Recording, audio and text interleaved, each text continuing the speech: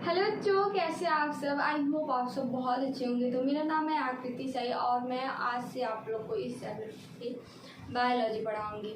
जैसे कि यहाँ पे लिख रहा है साइंस। तो अगर आप क्लास 9th और 10th में होंगे, तो अगर आप क्लास 9th में हैं तो 8th में आप साइंस को फिजिक्स, केमिस्ट्री और बायो तीनों को इंक्लूड सब्जेक्ट में एक सब्जेक्ट में पढ़ेंगे, तो तीनों सब्जेक्ट कंबाइंड होगा। लेकिन अब क्लास 9th में आए तो ये तीनों सब्जेक्ट डिवाइड हो जाएगा। पहले फिजिक्स में फर्स्ट पार्ट फिजिक्स होगा, सेकंड केमिस्ट्री होगा और थर्ड पार्ट जो होगा आप लोग का बायोलॉजी होगा। तो आज हम लोग बायोलॉजी के बारे में बात करेंगे कि बायोलॉजी क्या है। तो स्टार्ट करते हैं। यहाँ से स्टार्ट करते हैं हम बायोलॉजी से।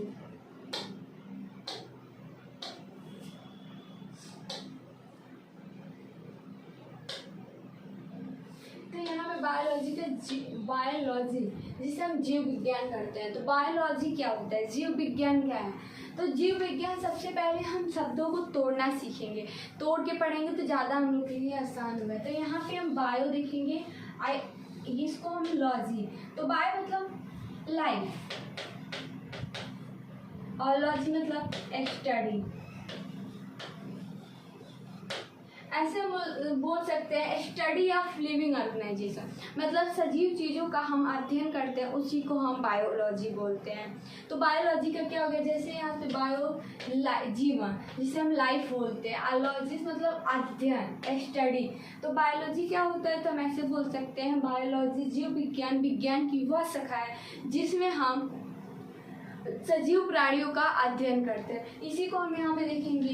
जीव विज्ञान विज्ञान की वह शाखा है, विज्ञान की वह शाखा है जिसमें हम सजीव प्राणियों का अध्ययन करते हैं, किया जाता है।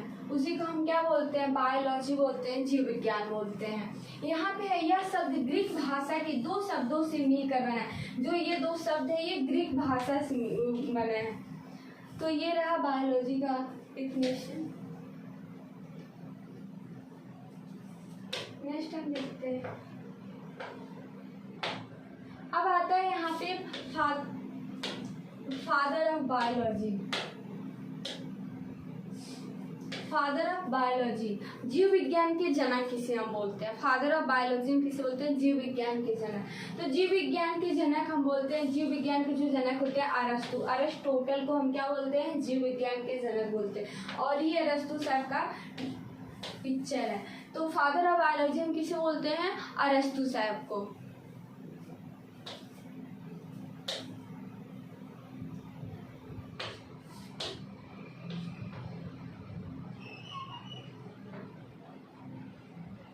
जैसे यहाँ पे पीपीटी रहती है। आप क्लास 9th और 10th में तो बायोलॉजी पढ़ेंगे, लेकिन यहाँ क्लास 9th और 10th के बाद 11th और 12th में 11th में जाएंगे। तो यहाँ पे biology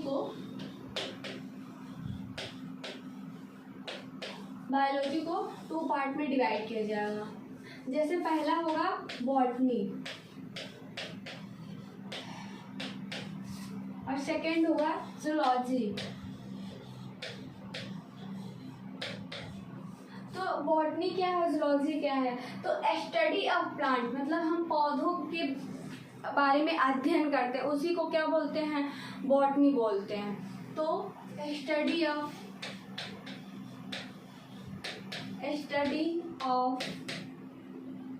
plant.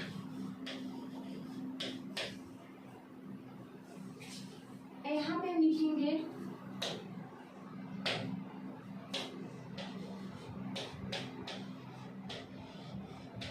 Study of animal, study of animals, study of plants, अब स्टडी ऑफ एनिमल। हम बॉटनी किसे बोलेंगे, स्टडी जिसमें हम पौधे का अध्ययन करेंगे उसे हम बोलेंगे बॉटनी। और जिसमें हम एनिमल के जीवों के बारे में पढ़ेंगे उसे हम बोलेंगे जूलॉजी। इसी कुछ डिफरेंट पार्ट्स होते हैं। जैसे हम एल्गी के अध्ययन को क्या बोलते हैं, एल्गी के अध्ययन को क्या बोलते हैं, फंजाई के अध्ययन को क्या बोलते हैं। इन्हीं सब चीज़ों के बारे में यहाँ लिखा है।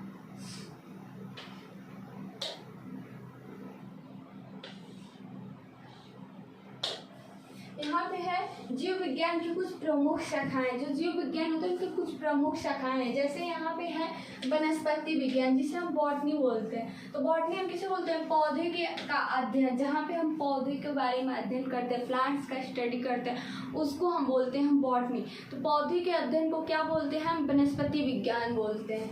नेक्स्ट है प्राणी विज्ञान, जिसे हम जूलॉजी बोलते हैं। तो जूलॉजी किसे बोलते हैं?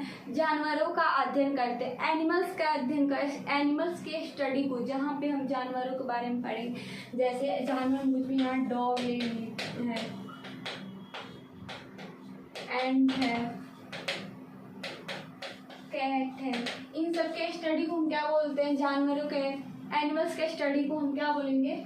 जूलॉजी में, प्राणी विज्ञान। यहाँ पे है माइक्रोबायोलॉजी, माइक्रोबायोलॉजी जिसे हम सूक्ष्म जीव विज्ञान बोलेंगे। तो सूक्ष्म जीवों का अध्ययन, जो माइक्रोस्कोप जीव होते हैं, जैसे हम जिसको माइक्रोस्कोप से देखते हैं, उनका अध्ययन को हम माइक्रोलॉजी, सूक्ष्म जीव का अध्ययन बोलते हैं, सूक्ष्म जीव विज्ञान बोलते हैं।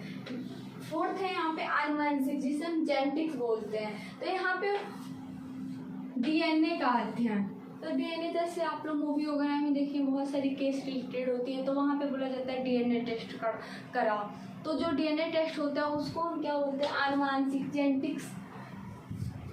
नेक्स्ट है यहाँ पे प्राणी विज्ञान, जिसे हम बोलते हैं इकोलॉजी। तो इकोलॉजी हम उसे बोलते हैं यहाँ पे जीव और उनके वातावरण का अध्ययन करते हैं, जिसमें हम जीवों का और उनके वातावरण का अध्ययन करते हैं, हम उसको इकोलॉजी बोलते हैं। यहाँ पे 6 पॉइंट है।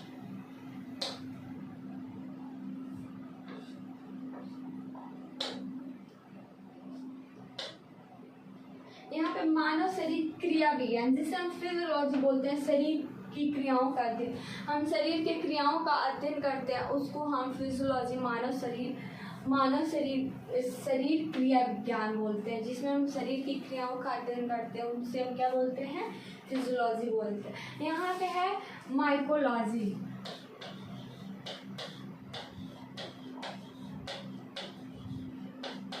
माइकोलॉजी स्टडी ऑफ एल्गी, जिसे हम शैवाल बोलते हैं।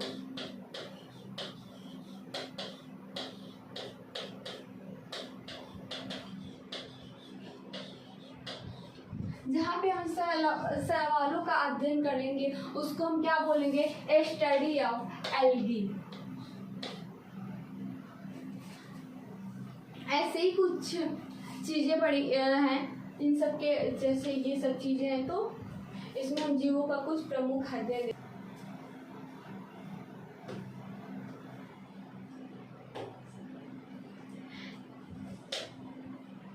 यहाँ पे जूलॉजी, जानवरों का अध्ययन। तो जानवरों का अध्ययन, जानवरों का अध्ययन। तो ये साइंटिस्ट कौन थे?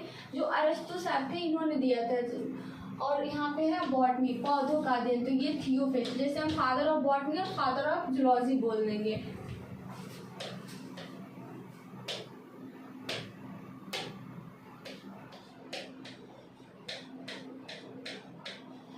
Father of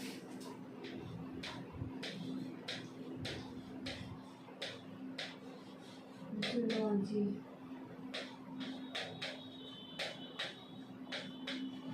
father of botany,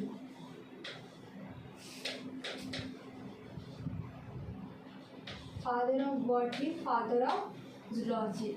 तो जानवरों का अध्ययन अरस्तु साहब और पौधे के अध्ययन को थियोफिस्ट है।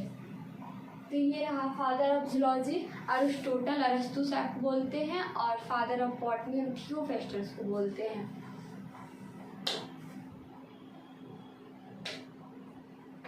नेक्स्ट हम देखेंगे यहाँ पे कोशिका। कोशिका जो हमारा चैप्टर है कोशिका का है, तो उस चैप्टर का नाम है जीवन की इकाई, cell the unit of life. तो इसमें हम देखेंगे पहले ये सेल, कोशिका क्या होता है? सेल। तो हमारी बॉडी में सेल्स पाए जाते हैं। जितने भी जीवित जितने भी लिविंग ऑर्गेनिज्म होते हैं, सजीव चीज़ें होती हैं, उसमें कोशिका पाई जाती है। लेकिन अब एक कोशिका पाई जाती है, जैसे एक कोशिका होती है, बहुकोशिकीय होती है। तो हम लोग के बॉडी में कैसे सेल्स पाई जाती है? तो हम लोग के बॉडी में ट्रिलियन ऑफ सेल्स पाई जाती हैं। तो ये जो सेल्स होता है, तो हम लोग की बॉडी होती है तो कैसे बनी होती है? पहले यहाँ पे कुछ सेल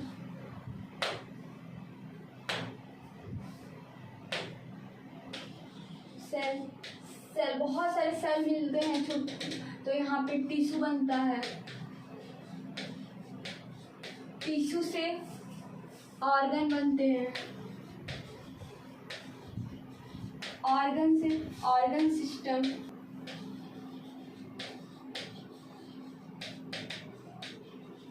ऑर्गन सिस्टम से ऑर्गेनिज्म।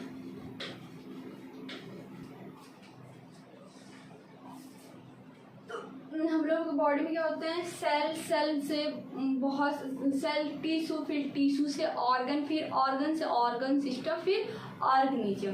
लास्ट में यहाँ पे लिविंग थिंग परफॉर्म करता है ऑल लाइफ की प्रोसेस, जितनी भी प्रोसेस होती है। तो ये कोशिका जो सेल शब्द था, ये किसने लाया था?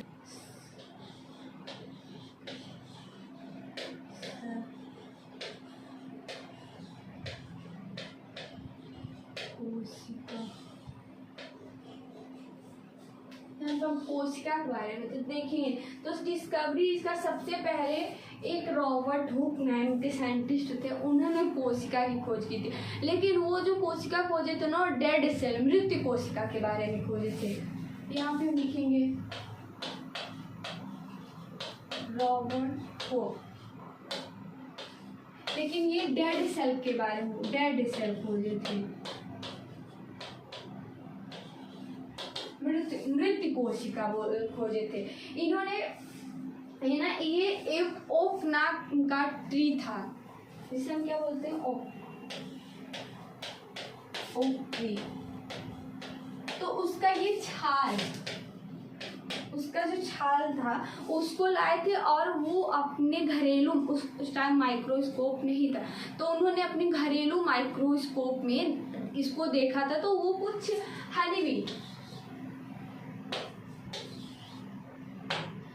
हनी भी लाइक छोटे छोटे, कुछ ऐसे छोटे छोटे डॉट दिखाई दिए, हनी भी लाइक स्ट्रक्चर दिखाई दिए, जैसे मधुमक्खी के छत्ते होते वैसे स्ट्रक्चर दिखाई दिए। तो इन्होंने उसको कोशिका नाम दे दिया।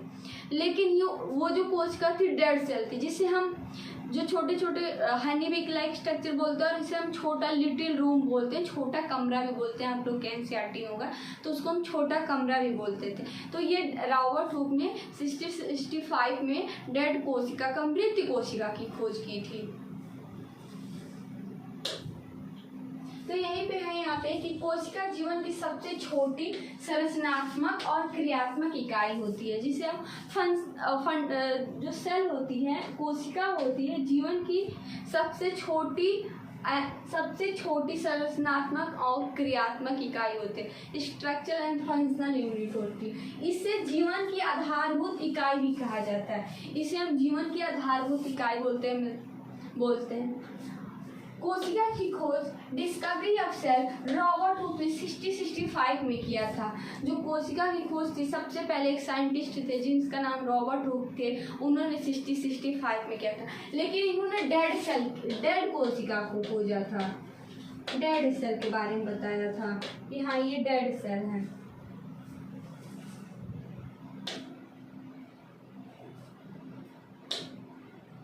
अब यहाँ पर हम देखेंगे जो डेड कोशिका के, फिर एक साइंटिस्ट है जिसे हम एंटोनी वॉन लुवेनहॉक बोलते हैं। एंटोनी वॉन लुवेन, उन्होंने 74 में पहली बार जीवित कोशिका को देखा था। जो एंटोनी वॉन लुवेनहॉक थे, इन्होंने 74 में पहली बार जीवित कोशिका के बारे में बताया था कि हाँ कोशिका, जो वो उन्होंने 65 में कोशिका खोजी थी रॉबर्ट हुक ने, वो तो मृत कोशिका थी। तो इन्होंने जीवित कोशिका को पहली बार देखा था, और इन्होंने जो देखा था उस टाइम माइक्रोस्कोप आ गया था। तो इन्होंने उसके बाद से रॉबर्ट ब्राउन थे, उन्होंने 1838 में नाभिक न्यूक्लियस की खोज की थी। रॉबर्ट ब्राउन किसकी खोज किए थे? नाभिक न्यूक्लियस की खोज किए थे। उसके बाद से यहाँ पे एक साइंटिस्ट है जिसका स्लेडन और श्वान नाम था। उन्होंने 1838 से 1839 में कोशिका सिद्धांत प्रस्तुत किया था। उसके बाद से एक साइंटिस्ट है जिसका नाम रुडलर विर्चो था। उन्होंने 1855 में बताया कि जितनी भी नई कोशिकाएं होती हैं ना, पुरानी कोशिकाएं से बनती हैं। तो बहुत सारे साइंटिस्ट हैं, अपना अलग अलग खोज किए, देखे, अपना डिस्कवरी किए कि कहाँ किसी ने न्यूक्लियस करने, किसी को माइटोकॉन्ड्रिया, किसी क्लोरोप्लास्ट, किसी ने आरबीसी, ऐसे सबने अपना अलग अलग दिया था।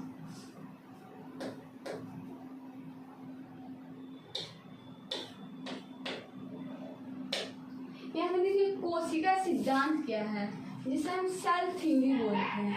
सेल थ्योरी क्या है? तो सेल थ्योरी में जो फर्स्ट पॉइंट है ना, सभी जीवित प्राणी कोशिकाओं से बनी होती है। जितनी भी जीवित चीजें होती हैं, चाहे मतलब कुछ भी जीवित चीजें हों, जितनी भी सजीव चीजें होती हैं, जिस लिविंग चीज हो, वो किससे बनी होती है? कोशिका से बनी है। चाहे वो सिंगल सेल से बनी हो, चाहे बहुकोशिकीय, मतलब मिलियन में, ट्रिलियन में, 1000 सेल्स में बनी, लेकिन सभी जीवित को प्राणी किसे बने होते? कोशिका से बने होते हैं। नेक्स्ट पॉइंट है कोशिका जीवन की मूल इकाई होती है। जो कोशिका होती है वो जीवन की मूल इकाई होती है। थर्ड पॉइंट है नई कोशिकाएं पुरानी कोशिकाएं से उत्पन्न होती हैं। जितनी भी नई कोशिकाएं वो किससे बनी होती है? पुरानी कोशिका से। जैसे हम ऐसे करेंगे तो बहुत सारे सेल डेड होंगे, तो यहाँ पे अब रिप्लेसमेंट के लिए सेल बनेंगे, तो सेल किससे बनेंगे? पुरानी कोशिकाओं से बनेंगे। तो नई कोशिकाओं का निर्माण पुरानी कोशिकाओं से होती है। नेक्स्ट पॉइंट हम देखेंगे। अब यहाँ पे हम देखें कोशिका के प्रकार। जो कोशिका होते हैं, सेल होते हैं, इनके प्रकार कितने होते हैं? तो ये दो प्रकार के होते हैं। एक कोशिका जिसे हम यूनिसेलुलर बोलेंगे और दूसरा होता है बहुकोशिकीय जिसको हम मल्टी सेलुलर बोलेंगे। तो यूनिसेलुलर क्या होता है और मल्टी सेलुलर क्या होता है? तो जो यूनिसेलुलर होता है जिनमें केवल एक कोशिका है, मेड ऑफ वन सेल, और जिनमें कई कोशिकाएं बनी होती है। जैसे अब अभी हम बोले कि हम लोग की बॉडी जो होती है ट्रिलियन ऑफ सेल्स बनी होती है, तो इसको क्या करते हैं? हम बहुकोशिकीय मिलाते हैं, जिससे मल्टी सेलुलर होता है, जिनमें कई कोशिकाएं होती हैं, जिनमें केवल एक सेल सिंगल सेल होती है, उसे हम बोलते हैं एक कोशिकीय, बोलते हैं यूनिसेलुलर। तो यूनिसेलुलर का एग्जाम्पल क्या है? एक कोशिकीय का एग्जाम्पल क्या है? अमीबा हो गया, पैरामीशियम हो गया, जीवाणु हो गया, स्टोक है। अब बहुकोशिकीय का उदाहरण क्या है? मनुष्य है, पौधे हैं, जानवर हैं। ये सब क्या है? बहुकोशिकीय, जिसे हम मल्टी सेलुलर बोलते हैं, उसके एग्जाम्पल है। आई होप ये सब आप लोगों को पॉइंट बहुत अच्छे से क्लियर हो रहा होगा। नेक्स्ट टॉपिक हम देखते हैं।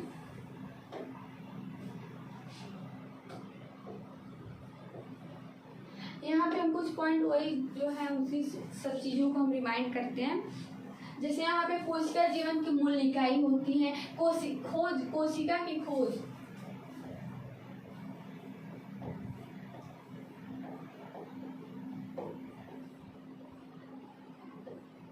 की खोज रॉबर्ट हुक ने किया था। कोशिका के दो प्रकार होते हैं, प्रोक्रिएटिक, यूकैरियोटिक। अब कोशिका के दो प्रकार भी होते हैं, प्रोक्रिएटिक और यूकैरियोटिक। इसको हम नेक्स्ट वीडियो में देखेंगे। यहाँ पे है कोशिका के भीतर कई कोशिकाएं होते हैं, ऑर्गेनल्स होते हैं, जिनका अलग अलग कार्य होता है।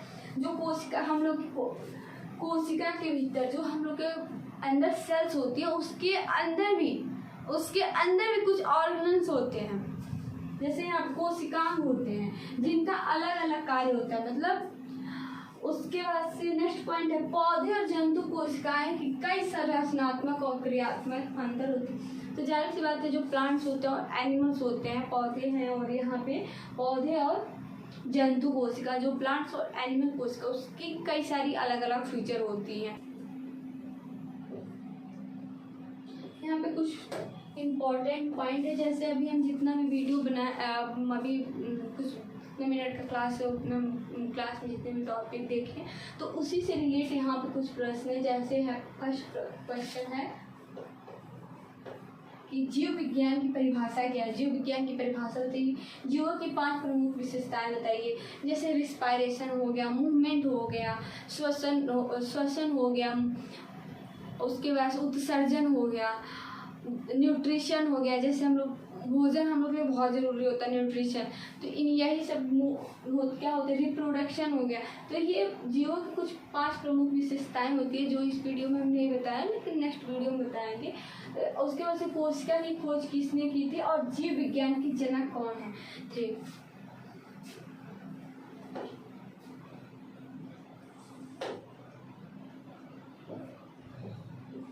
तो थैंक यू बच्चों, आई होप आप सबको ये पॉइंट बहुत अच्छे से क्लियर हुआ होगा। और मिलते हैं नेक्स्ट वीडियो में। तब तक अगर आप लोग को वीडियो अच्छी लगी हो तो प्लीज़ लाइक कीजिएगा, चैनल को सब्सक्राइब कीजिएगा एंड कमेंट करके बताइएगा तो नेक्स्ट टॉपिक हम लोग क्या पढ़े। और कुछ डाउट हो और जो ये 5 क्वेश्चन थे ना, इसका आप लोग ज़रूर कीजिएगा सॉल्व इसको, ताकि आप लोग को जैसे पॉइंट्स क्लियर हो जाएं। मिलते हैं नेक्स्ट वीडियो में, तब तक के लिए बाय बाय।